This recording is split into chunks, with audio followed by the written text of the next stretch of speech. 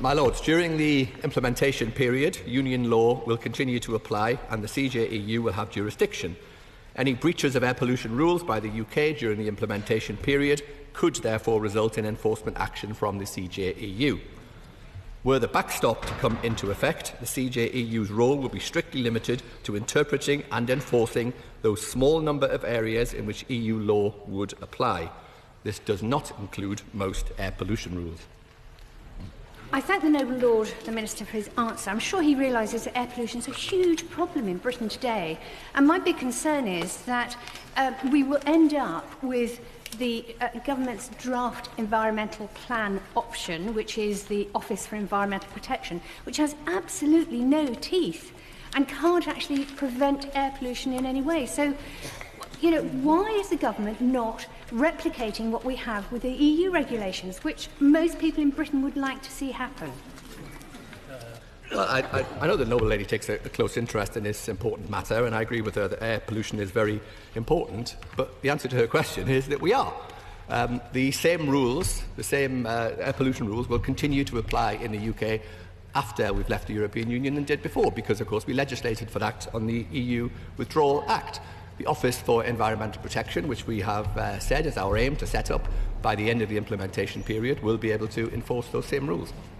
Would my noble friend confirm that one of the reasons that we have a problem with air pollution is because of diesel engines, which were promoted as a result of the EU regulations, which were in turn promoted by German manufacturers like Volkswagen and others, who then went on to fiddle the rules for the standards of emissions? As always, my noble friend makes an important point. That it's also important to add to the replies I gave to Baroness Jones earlier that it's not just the UK, of course. There are 13 member states, including all of the big member states, who are also being subject to infraction proceedings by the Commission, primarily as a result of the failure of the diesel engine vehicles to produce sufficient environmental reductions. My Lords, it clearly would have been better had the successive UK governments implemented EU air pollution rules many years ago, as they were obliged to do, and they've had to be dragged through the courts in order to accept their responsibilities. But I think hasn't he omitted something? Not only do we have to apply EU law during transition with the normal enforcement powers, but also the Northern Ireland Protocol obliges the UK not to reduce environmental protection below EU standards, and any disputes raising the interpretation of EU law must go to the ECJ. Surely that could include environmental law. First of all, let me say to the noble lady that there are 13 member states, as I said earlier, that are being subject to these infraction proceedings. Were the backstop to come into effect, there are indeed some level playing field provisions, but they would not be enforceable by the European Court of Justice. Well, if there is, according to the withdrawal agreement, I think it's probably Annex 4 that you'll be familiar with. If there are any difficulties, disagreements over air pollution commitments, they are to be agreed by the joint UK-EU committee. However, if those two sides, the EU and UK, can't agree, unlike in other areas, there's no provision for an arbitration panel in this particular case. Why is that? It depends whether the noble lady is referring to the implementation period or the backstop.